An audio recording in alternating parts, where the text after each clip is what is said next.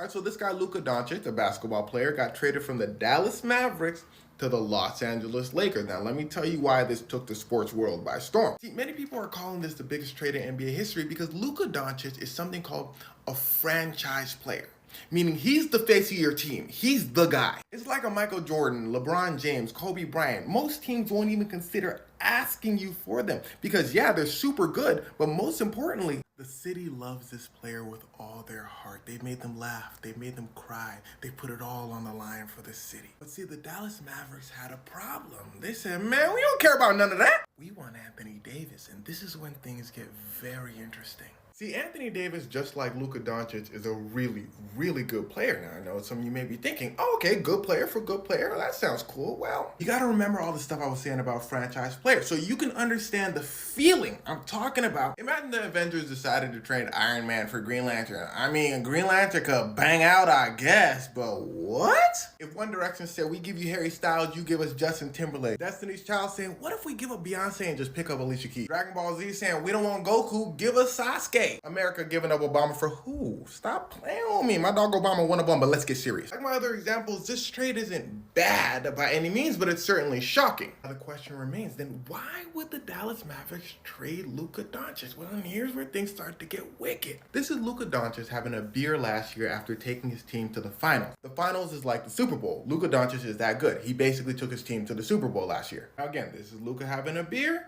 And this is him a few minutes later getting that beer taken away from him. Look at his face. See, this is the general manager for the Dallas Mavericks. Basically the guy who traded him. See, ESPN came out with a report saying that the Dallas Mavericks were worried about Luka Doncic's conditioning, basically saying he's not watching his weight. And this is a huge deal for basketball players because as basketball history shows, if you're a player who doesn't watch your weight, that usually means you're not disciplined because you're not listening to everyone around you saying watch your weight.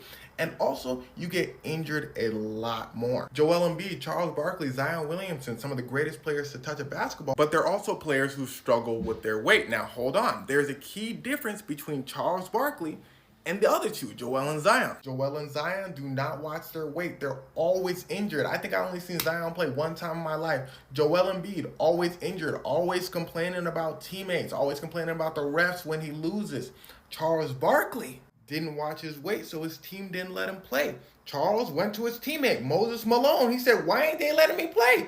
Moses said, well, Charles, you're fat and you're lazy. So Charles got in shape and became one of the greatest players of all time. Now, going back to Luka Doncic. It seems the Dallas Mavericks don't think he's going to be a Charles Barkley, but instead, he's going to end up like Joel Embiid and Zion Williamson. And Luka had been with the Dallas Mavericks for 7 years. They know him. In the general manager's eyes, he's probably thinking, yeah, you're talented enough to bring your team to the finals, but you're so out of shape, you can't run up and down the floor or defend against really good players. Like Jason Tatum and the Boston Celtics, who destroyed Luka Doncic and the Dallas Mavericks in the final. But you finna sit up here and drink a beer. Give me that beer. Luka probably thought, yo, I'm tripping. You know me, I'm finna ball out regardless. But again, Luka couldn't keep up with the Boston Celtics. Probably pissed the Dallas Mavericks off. So the Mavericks probably thought we could keep working with Luka, a little bit of a gamble, or what if we go for a sure thing? Anthony Davis. Because even though Luka Doncic is in his prime and Anthony Davis is a little older than him, Anthony Davis is very disciplined. When he's healthy, you will win with him, but that's the key part. Anthony Davis does get injured pretty often. Now, saying all this is one more very important factor for this trade, the X factor, LeBron James. And this is why Laker fans are so excited about Luka Doncic, because all that stuff I told you about Luka being disciplined, he needs conditioning, goes out the window when you bring up LeBron. Because take a look at this picture. Look how Luka is looking at LeBron. Fun fact, LeBron James is Luka Doncic's idol.